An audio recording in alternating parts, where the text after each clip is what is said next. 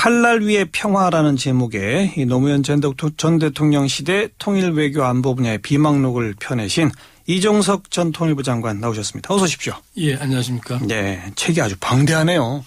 예, 아무래도 뭐 비망록이니까. 그러니까. 예, 방대하지만 그렇게 어렵지 않습니다. 네, 그러니까 그 4년 동안 계셨죠? 네, 그렇습니다. 그 인수위부터 시작해서 4년입니까? 예, 대통령 당선된 그 직후에 북한 핵 문제가 워낙 그 당시에 아주 크게 이슈가 됐고 문제가 되지 않았습니까? 그래서 대통령 당선자가 12월 24일 날 2002년 12월 24일이죠. 크리스마스 이브 때 인수위가 구성되기 전에 저하고 이제 몇 사람들을 불러서 그 북한 핵 문제를 꼭 풀어야겠다. 좀 맡으라 해가지고 이제 몇 분 5분이 그때 모였는데 그 저하고 윤영관 전 외교부 장관이시죠. 서울대 교수였고 소동만 박사님 그다음에 서주석 소동만 박사는 안기부 국정원 기획조정실장을 했고 그다음에 뒤에 이제 NSC 전략기획 실장을 하고 또 외교안보 수석을 하는 그 서주석 박사 그다음에 연세대학의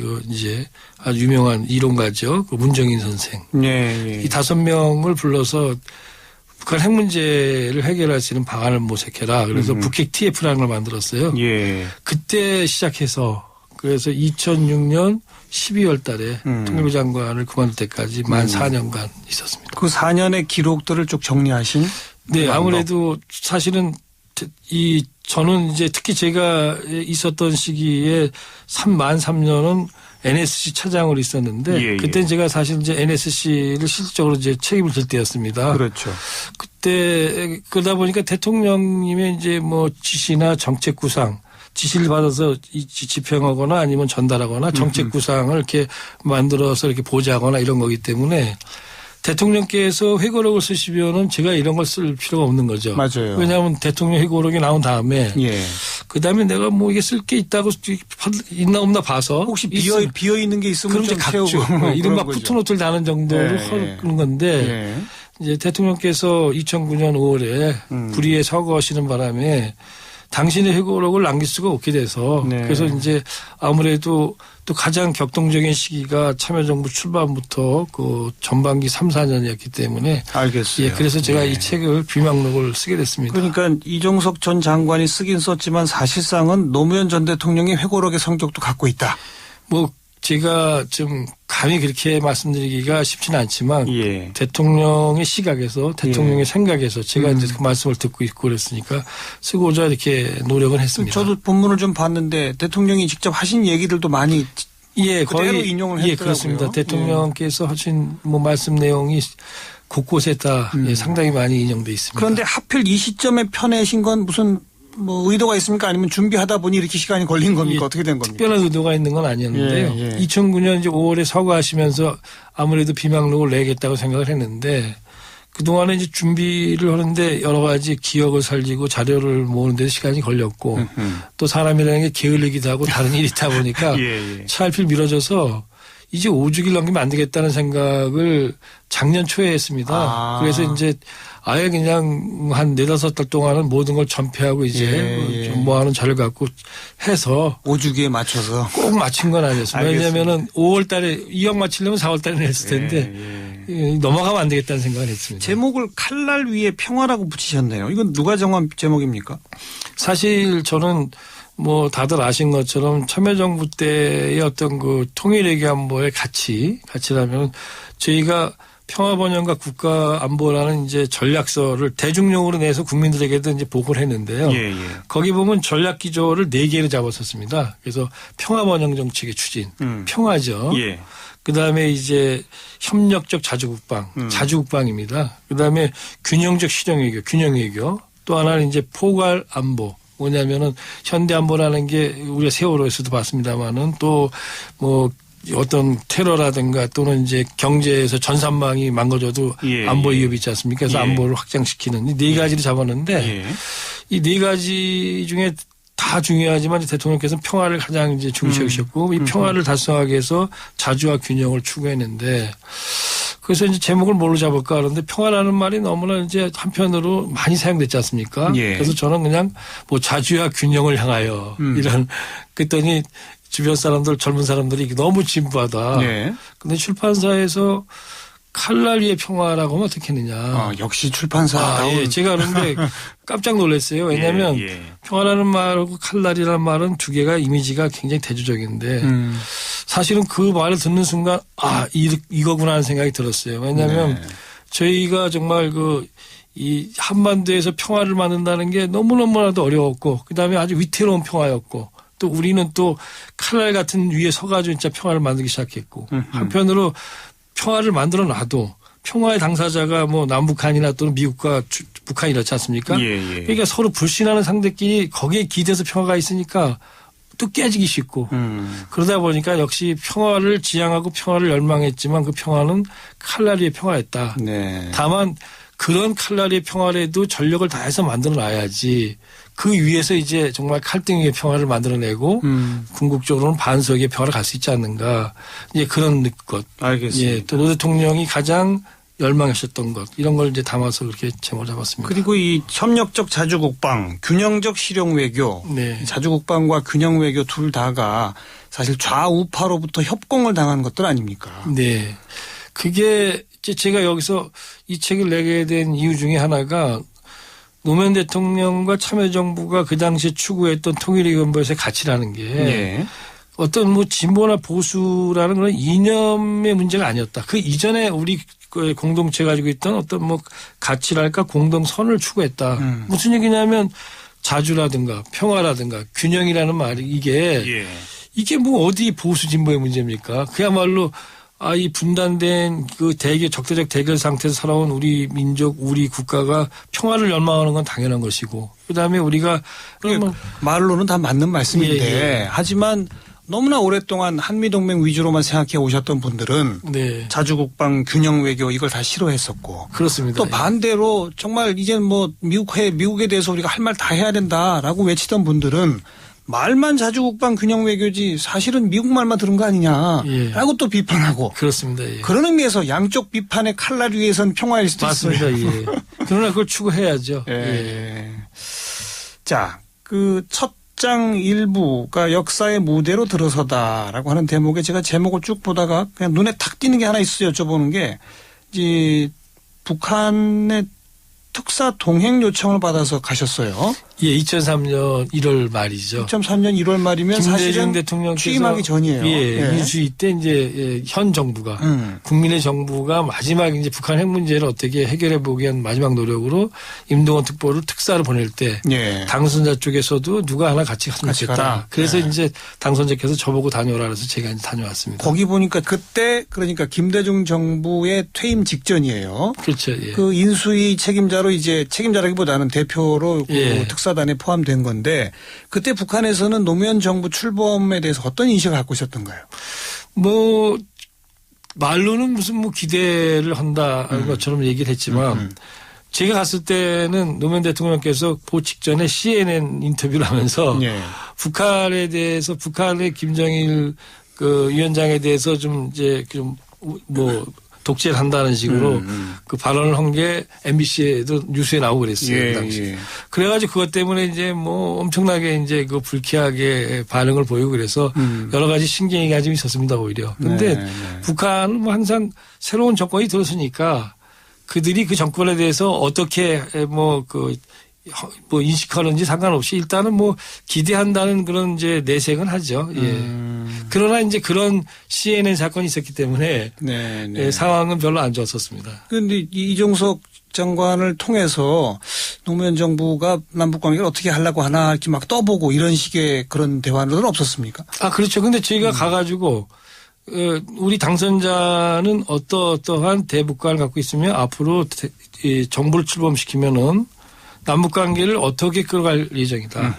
그러니까 북한 핵 문제를 풀고 네. 남북 관계에서 이렇게 대범하게 협력을 하자. 뭐 이런 식으로 이제 설명을 대통령님의 메시지를 제가 이제 구두로 쭉 이제 전달을 했죠. 네, 네. 그리고 이제 NSC 체제를 설계하다 이런 제목들이 있습니다. 과거엔 사실 청와대 내 뭐 국가안보회의가 있긴 했지만 유명무실했던 것을 실질화시킨 게 노무현 정부가 처음 아닙니까? 네, 그렇게 봐야죠. 그 아이디어가 우리 이종석 전 장관한테서 나온 건가요? 아니면 노무현 전 대통령의 지시인가요?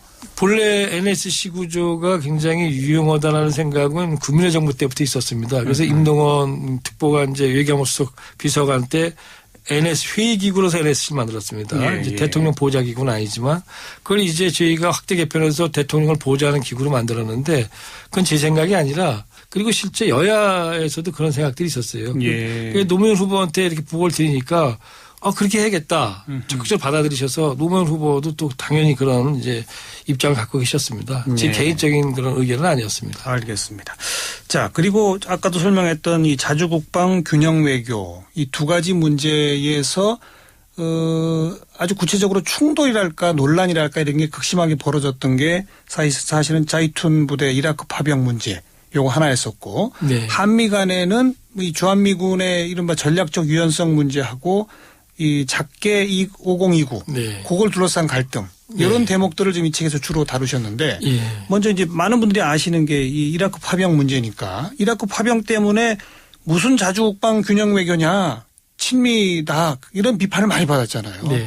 그래 그 비하인드 스토리랄까 간단히 말하면 뭐가 되겠습니까? 뭐 그거는 이제 그런 거 우리가 추구하고자 한 것이 자주 하나만 있던 게 아니었지 않습니까? 예.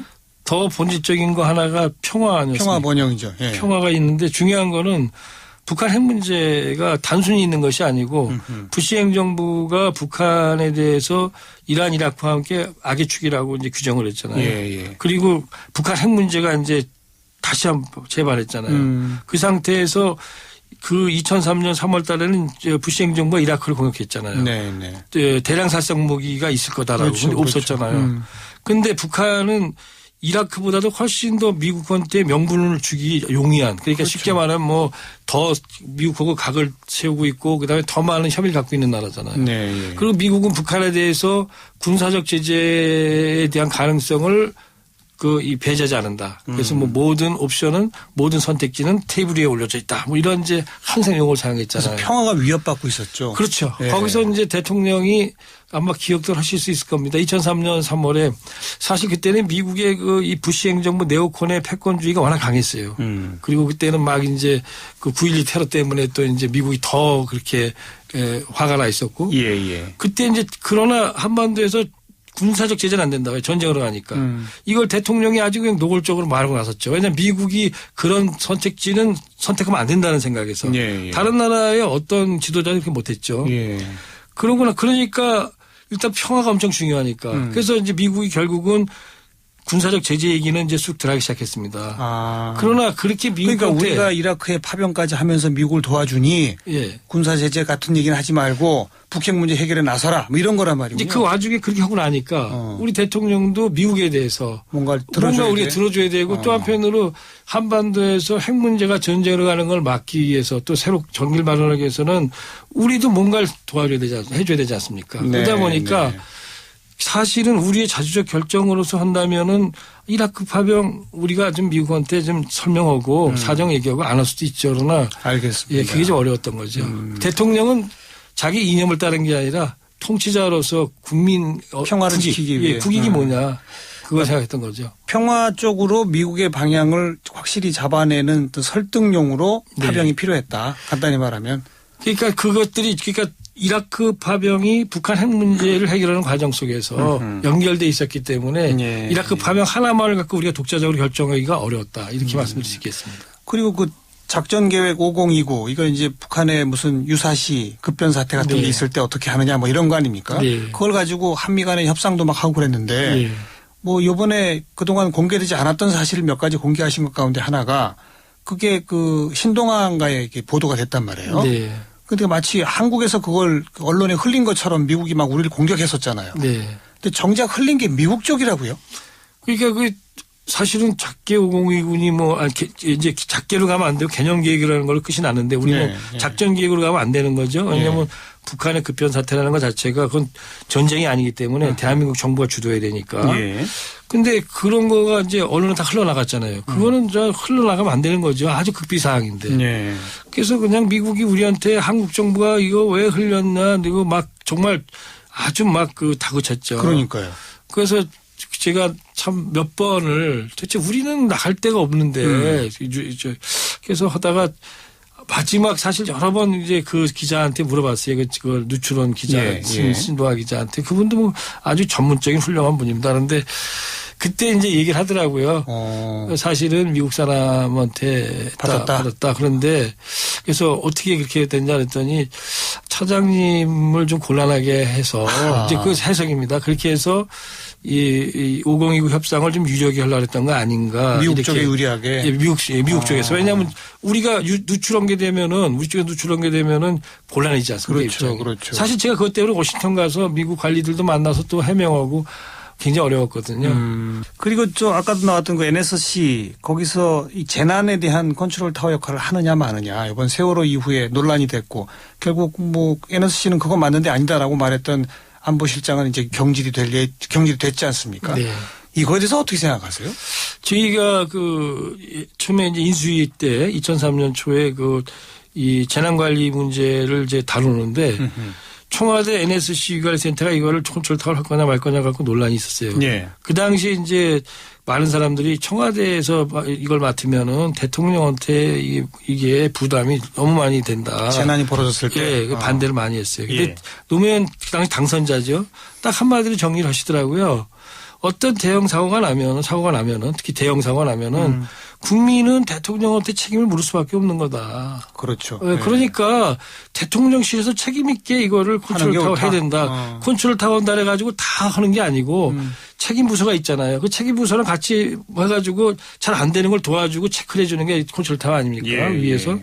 해야 된다. 그래서 대통령이 그냥 한마디로 정리가 된 거죠. 예. 근데 저는 지금 생각해도 그게 맞다고 봅니다. 네. 청와대가 다 한다는 게 아니고 핵심적으로 안 되는 걸 갖다가 조정해주고 지원해 주는 것. 그렇죠. 근데 항상 실시간으로 같이 보면서 통제해 주는 거지. 뭐 근데 이번 세월호 사태에서는 청와대가 그런 역할을 안 한 것 같죠? 그건 제가 잘 모르겠는데 언론이 그렇게 얘기하고 그건 뭐 정 교수님이 더 잘 아시는 거 아닙니까?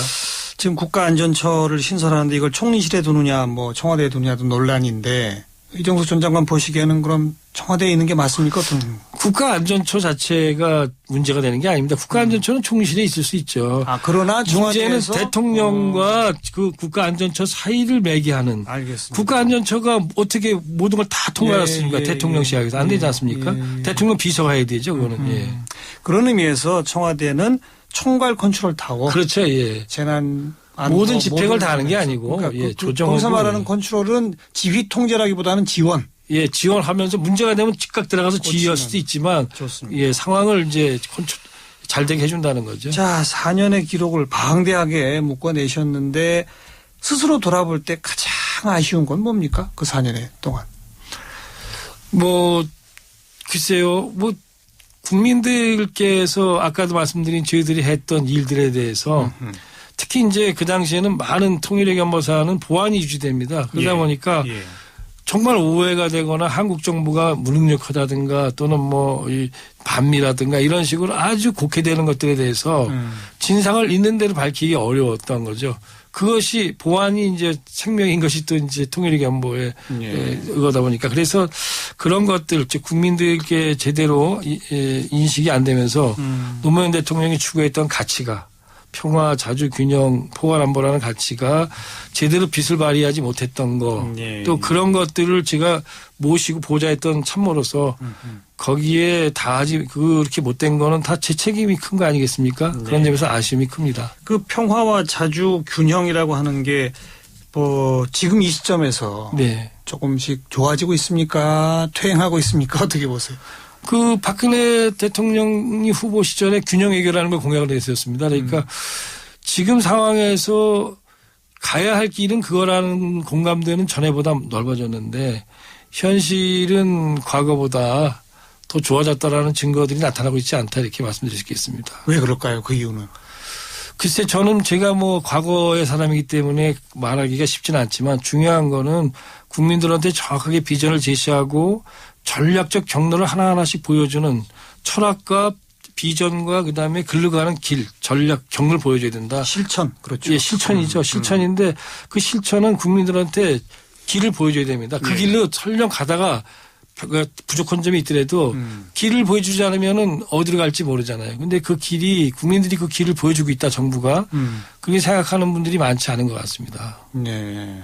통일 대박까지는 좋은데 어떻게 통일로 갈 것인가가 그러니까. 중요하죠. 대박이라는 것, 통일 대박이라는 게 엘도라도처럼 그냥 어디 가서 티켓 버스 타고 가면은 내리면 있는 곳이 아니잖아요. 그걸 만들어 가야 되는데 how to 예. 어떻게 할 것인가를 말하지 않는다면 그거는 구체적인 게 아직 나오고 있지 않다. 근데 그게 벌써 시간이 지나지 않습니까? 1년도 넘었는데 그죠?